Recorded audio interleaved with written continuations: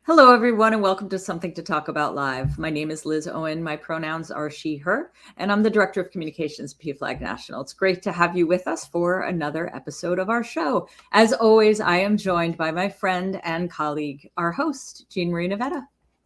Liz Owen. Jean Marie Nevada.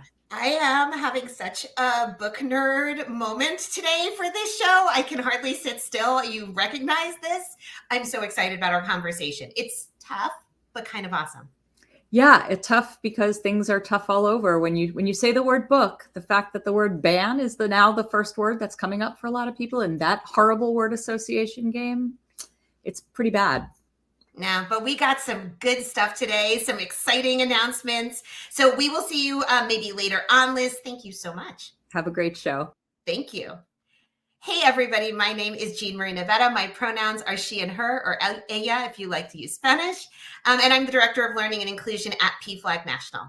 Every single week for the past 150 plus weeks, we have been getting together to talk about something related to LGBTQ, inclusion, and equality. And today, as Liz and I already queued up, we are talking about books, queer authors, and book bans. And I am really, really excited because we have one of our returning guests who we absolutely love, but we also have an author of a book that I absolutely love that, interestingly enough, was just the subject of a consideration for a book ban too. So I want to get into the conversation, but at the end of today's show, we are also going to tell you a little bit more about our PFLAG Read with Love book club that is going to be launching in the end of March. And we're going to give you some information on how to join. But without further ado, I want to bring in our guests today. So we have our returning guest, Eric Cervini. He's the author of The Deviants War, The Homosexual versus the United States of America. He is an activist, he is a historian, and he is just a whole lot of fun to get perspective from.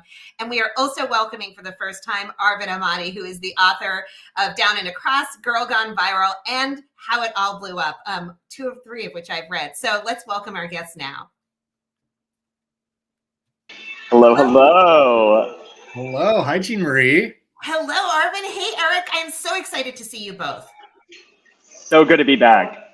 Thank you. And Arvin, welcome to our show for the first time. The only rule here is we don't really have a lot of rules other than we have to keep our comments in 30 minutes. Okay, I can work with that rule. I'm so excited to be here for the first time. It's already off to a great start, great vibes. I am excellent.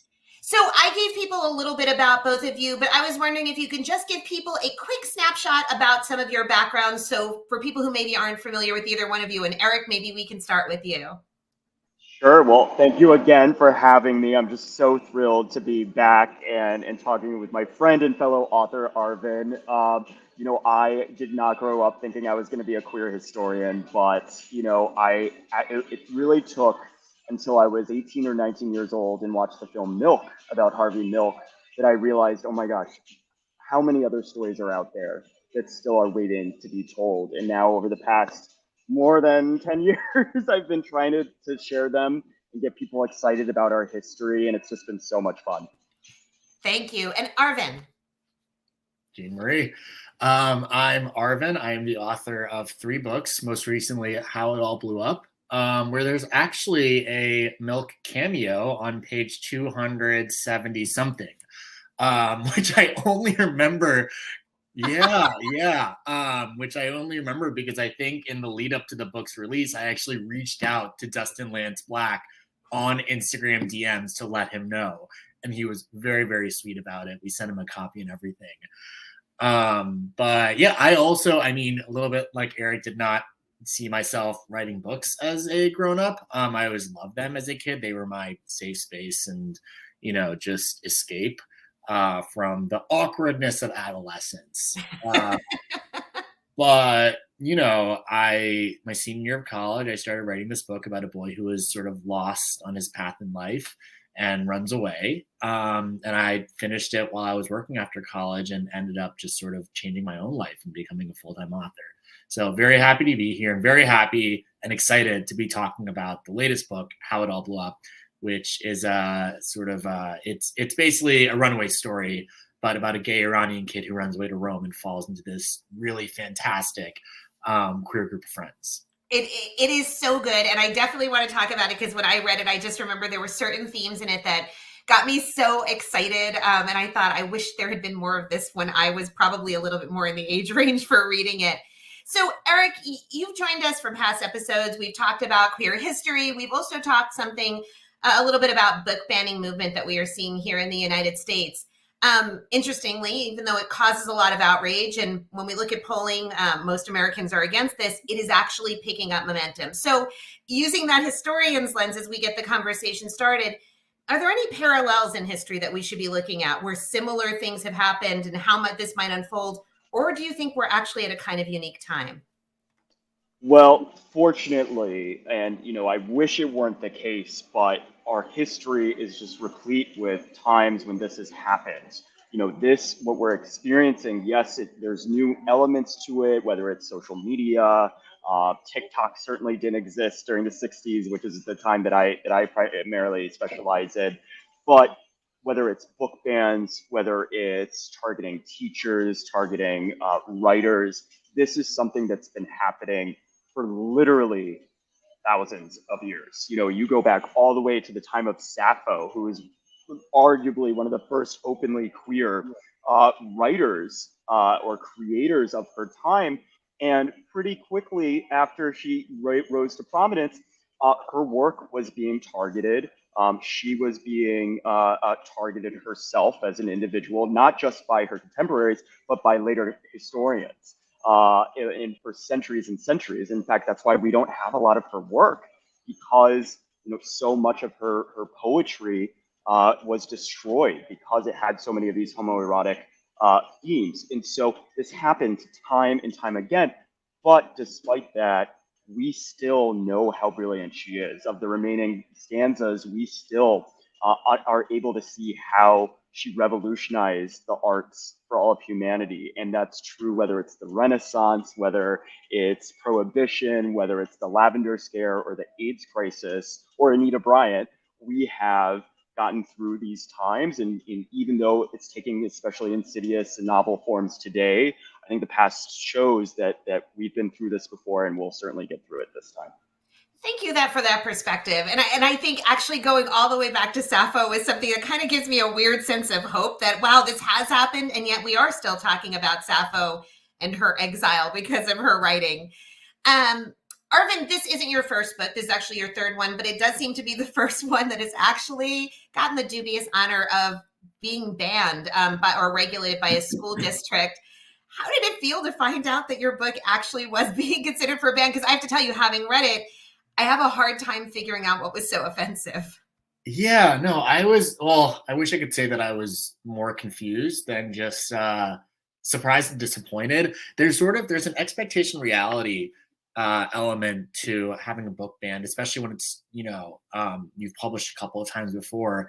And I think that's because both as a reader and a member of the book community, like I'd always seen the banned book table at the library, Barnes & Noble, independent bookstores, wherever. And a lot of times those tables were filled with some of my favorite books, The Kite Runner, The Hate You Give, older novels too, that have like pushed the envelope. And I think because of that, my expectation was always, and this is sort of like, I say this, this is kind of how I felt before How It All Blew Up was banned, was that it was like this badge of honor, because so many of my favorite books often sat on that table. However, it did not feel good when I started getting those Google News alerts that like there were these school board meetings happening and parents speaking up and trying to ban How It All Blew Up, as well as other contemporary YA books that I really, really love myself. The article you sent out, Jean Marie, had Me or the Dying Girl, currently contested and banned in, I think, a Missouri school district. And that was one of my favorite books when it came out. I love that book so much for its voice and for the realistic depiction of a teenage boy trying to deal with grief. And so, the reality was just kind of, it was really simple. It was just like, these bans are restricting access to my book. And this was starting to happen about a year or two after the book had come out. And, in that time period, I'd gotten a bunch of emails and comments and DMs and things like that from readers, from Middle America all the way to India, saying how much the book had meant to them and, some of them, like, you get these like 5, 6, 7 paragraph long DMs that are talking about their own coming out journey, or maybe eventual coming out journey, how books like this give them hope. I remember I had one reader in Iran say that they thought that they would never be able to come out just given their circumstance, but that even living in a world where they could see themselves out for 200, 300 pages made them feel a little bit better, to have this book almost as like an escapist fantasy that they didn't think that they would ever get to live. And so that's the reality of a book ban that just breaks my heart, is that it's, there are people who really, I think, like, need books like this that are written for teenagers from a teenage perspective and about like all these intersections that they may be able to relate to. And these book bans are just cutting them off from that. And I guess my one sort of bit of hope is that if these, if a reader in Iran is able to access this book when it's not even published there, and there are many restrictions to a book like this in a country like Iran, then I hope that readers in these school districts around the country are still able to find these books. It's just annoying that it has to become that much harder, It is true. And I think you talked about exactly what I was hoping that we would hear a little bit about, which is how people have responded to these books and how many of these books are that lifeline to hope. I mean, I remember being a teenager, the banned book table was where I made my reading list. It was basically whatever is on the table is what I'm going to read this year. So in some ways, I really do hope that yours and all of these books become things that are passed on, even in underground ways, the way we did when I was younger too, just to get them to people. Yeah. So Eric, you were part of launching shopqueer.co, very much in the middle of so much of the political chaos that is happening, especially around book bans and especially around curriculum restrictions. And so much of that chaos we know is about queer authors, authors of color, and especially authors who actually fall into both of those groups. So could you tell people a little bit more about why you started the company? Because it has an interesting story that I love hearing a little bit more about. Sure. Well, we're just so thrilled to be partnering as a company, but also as just a person with PFLAG. As a historian, I got to study, its formation and its origin story. So it's just a dream come true. And, I think any author will tell you that it is not easy to make a living as a writer, period, in any field. And especially right now, as you mentioned, in this political moment, the fact that queer writers who already face discrimination in the industry and in their day-to-day lives are now, their livelihood is being targeted by these bans. And so I, as someone who witnessed some of that discrimination in the industry, being told repeatedly that queer history doesn't sell so many times, time after time, and having to prove them wrong, it got me really excited about what can we do as folks who are online and who have the ability to promote other authors. And so the whole business model of our company is we split our profits with the authors. And with amazing organizations like PFLAG or the LGBT archives in Florida, so many wonderful groups that deserve to be supported, rather than some of these large, I won't name names, but some of these large websites online that are taking 5 times more than the author of any given book. And so to be able to help creators of all kinds, but especially within the LGBTQ plus community is just, it's really, what more can you ask for? I am horrified by the fact that people told you that queer history doesn't sell. I mean, I feel like so many of us are starving for it because we didn't get it. And that is just horrible. One of the things that you are doing is bundling advocacy into the work that you're doing. I know that one of the things that I've been paying attention is your Rainbow Book Bus. Could you tell people a little bit about what you're hoping to do? Yes, well, I have a little bit of an update. On Tuesday, my partner, business partner, and life partner, Adam, and I will be purchasing a school bus. It's a 22-foot school bus that we are going to then transform into a traveling queer book fair. And so we're partnering with an amazing organization. It's a nonprofit called Way Out. And we're going to be going from LGBT center to LGBT center. And just like those old Scholastic book fairs, not really old, they still do it. But when I was younger, one of my favorite days of the year were these book fairs. So we're going to do the same thing, especially in underserved rural communities, and use them as an opportunity to raise funds for LGBT centers that similarly are under attack right now. So wish us luck. I got to learn how to drive this thing, but hopefully once we'll definitely get some help on that front. But I'm just so excited, and we'll keep everyone updated. Oh, congratulations. That is so exciting. And as one of those kids who did look forward to the Scholastic Book Fair, the idea of a queer version of it is just getting me so excited. I can't even stand it. I'm having a hard time sitting still right now. Arvin, you are actually the first selection for our PFLAG Read with Love book club. And it was such an easy choice. Eric sort of sent a list of some suggestions, and I started reading your book and I got so excited. I was like, this is it. This is so it. Now, as we mentioned previously, this is your third book. So I actually read the book right before this, Girl Gone Viral, which I loved. And anybody who's listening, you should totally check it out. It's so timely right now.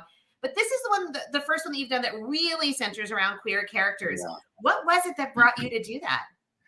Yeah, I mean, and like all great things, it was kind of by accident. It was summer. So it started summer of 2018. I just released my first book, Down and Across, was finishing up edits on my second book, Girl Gone Viral, and I decided to go to Rome that summer for a couple of months. I think because that year, Call Me By Your Name had come out, and the second season of Master of None had come out. And so something in me was like, oh, I have to go to Rome because that's where my gay side and my brown side are meant to converge. It felt like this sort of like Aziz Elio mashup of a summer that I wanted to have. And so I went there just to write. I had this whole like multi-generational American dream novel planned out and outlined and everything, ready to go, basically. But my first weekend in Rome, I walked into a bookstore where all magical things happen. And at the bookstore behind the counter, there was this like beautiful tank-topped bookseller person sitting there. And I went up to him and was like, with a book that I was going to buy him, was like, by the way, I just arrived in Rome. I'm here for the summer. And he directed me to a bar later that I went to later that night where there was this like queer Iranian bartender who was like sprightly and larger than life and had all these tattoos and was just so cool and so confident about his Iranianness and his queerness. And then, I got talking to him. He was like, the hot bookseller is actually a tutor. You should take lessons from him. And this basically set the stage for an incredible summer that I had where I like was adopted by their friend group. And the sort of like, I guess what made it into a book was that all the while I wasn't fully, I wasn't like, I was having these phone calls with my family back at home and I was leaving out the best parts of my summer because I wasn't fully out to extended family and people back at home. I wasn't just sort of comfortable or totally comfortable with that part of my life. And then what really made me want to write this as a book was towards the end of the summer, I got, I was at an airport and was stopped and pulled aside for some questions.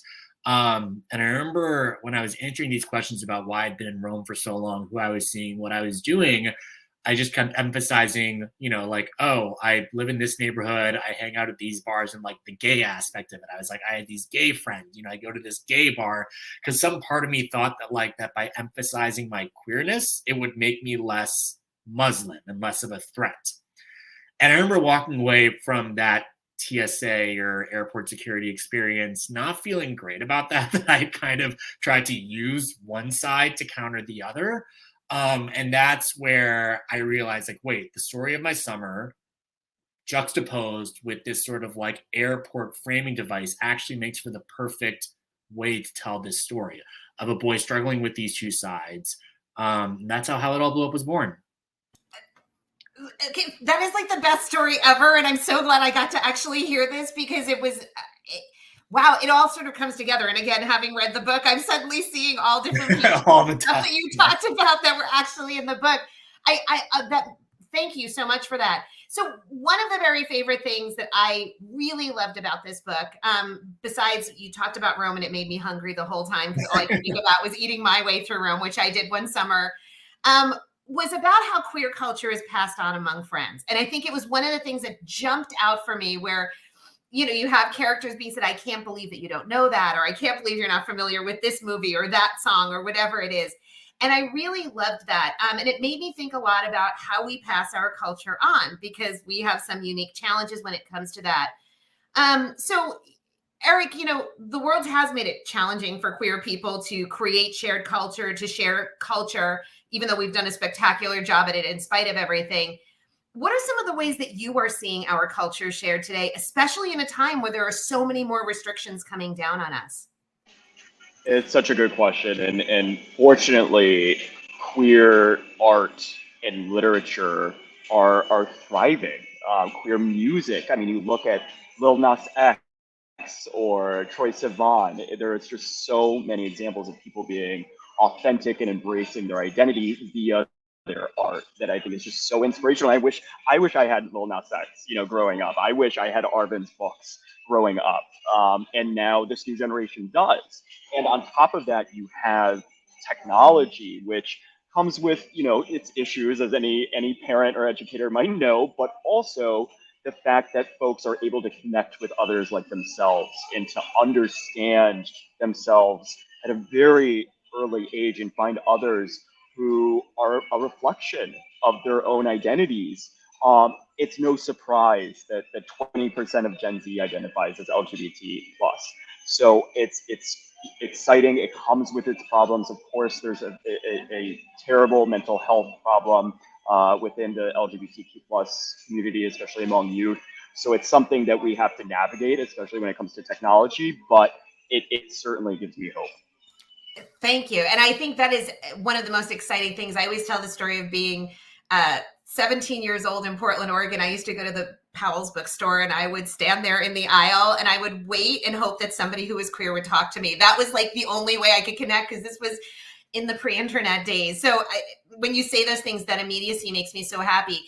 So Arvin, that theme of how we share culture, how we teach each other about the things you kind of need to know as a queer person, what was it that made you want to put that into the book? Because it appears in multiple places throughout the book where, characters are being introduced to different things. Was it an experience that you had, or was there something else going on? Yeah, I mean, I think it was a couple of things. One of it is just kind of being able to stay so connected with your culture and wanting to learn from it, even when you're struggling with your identity with that culture. And I think Gen Z, young people in general, are experts at that. Like I always think of like a young person, sort of like a teenager, having the range of being able to like argue with their parents about the right to exist 1 minute and then go upstairs and like kiki to like a Lil Nas X song or the Scissor Sisters or something like that. Or just sort of like chat with their friends and swap memes. And so I think young people also just have that ability to oscillate back and forth between, defending the right to exist and also like laughing about the best parts of their culture and engaging with the best parts, the memes, the art, the music, the community. And so that I love that exists sort of like oftentimes in the same breath, the same moment, the same night for young people. And then I think specifically for Amir in this story, it was like drawing parallels between his Iranian culture and his gay culture, and how, I think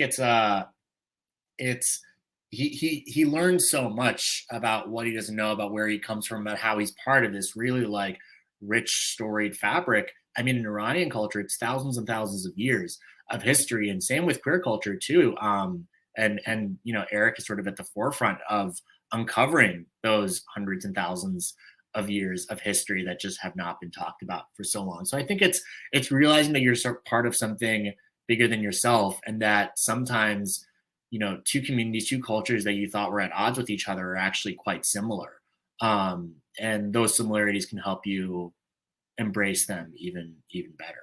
And I really did love the way there was this confluence of queer culture, but also Iranian and Persian culture, and talking about people's different the aspects of what makes them who they are.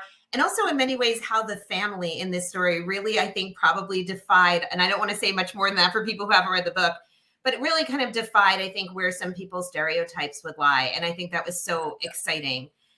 So I have two last quick questions for both of you, because we've got around the 5-minute mark left, or 4 minutes left. I'm looking at our timer because I always talk too much. I would like to know from both of you, maybe we could go Eric first and then Arvin, a book from a queer author that you have read recently that you think people should be checking out.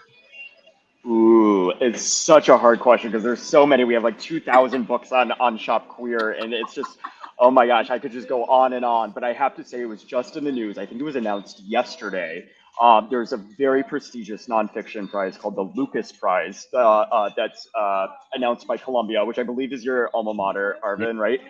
One of the most prestigious awards out there for nonfiction, and another queer history book, whom we featured, called It Was Vulgar, and It Was Beautiful by Jack Lowry. It's about art during the AIDS crisis. And I think to see how much beauty was created in such a dark time is the perfect thing that we all, but especially parents and activists and loved ones of queer folks and trans folks who are being persecuted now, finding how can we use that anger and persecution to create something really beautiful it's something really great. So it's a wonderful book. Dying to read that. I mean, like, I paid attention to so much of the design, like Grand Fury's design with Act Up is so iconic, and like, yes, you want to know what the time felt like, look at that design, and that you will just, oh my goodness, I'm getting so excited. I'm nerding out. And it's all about Grand Fury. So it's a history of Grand Fury. So I'm so excited. Oh my goodness. I'm so excited. Arvin, what have you been reading that you think people should be checking out?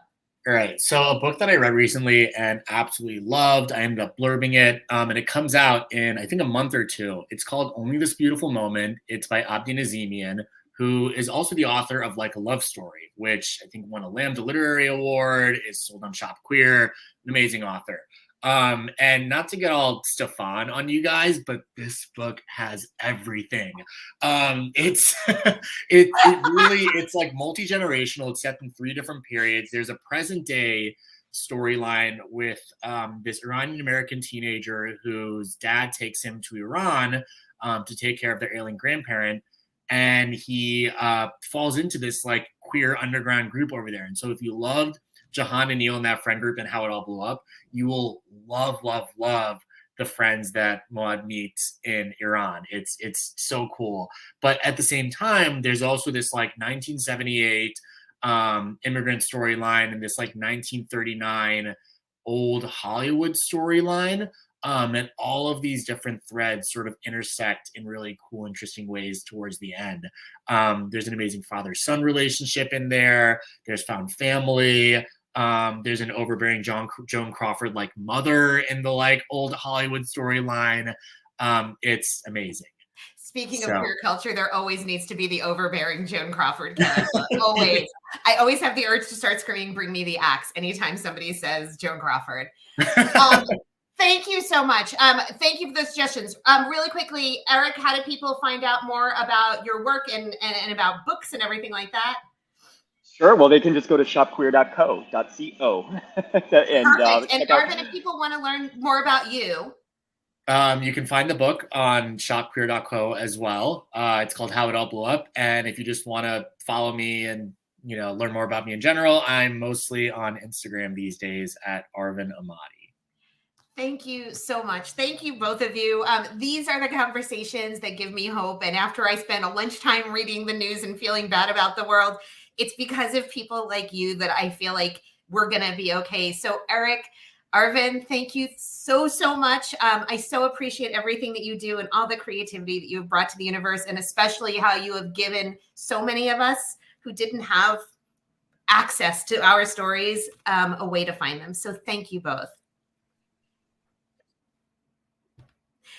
Well, everybody, that was probably one of my very favorite conversations. As you can tell, my book nerd dish is legendary. But I want to tell you about something really, really exciting. So I've mentioned the PFLAG Read with Love book club. We have been talking about reading with love for over a year now, but we actually wanted to help people get into some of those books. And Arvin has agreed to be our first selection and actually join us for our first meeting. So on the screen right now, we are scrolling more information about how you can learn about the Read with Love book club, and that's pflag.org/RWL-book club.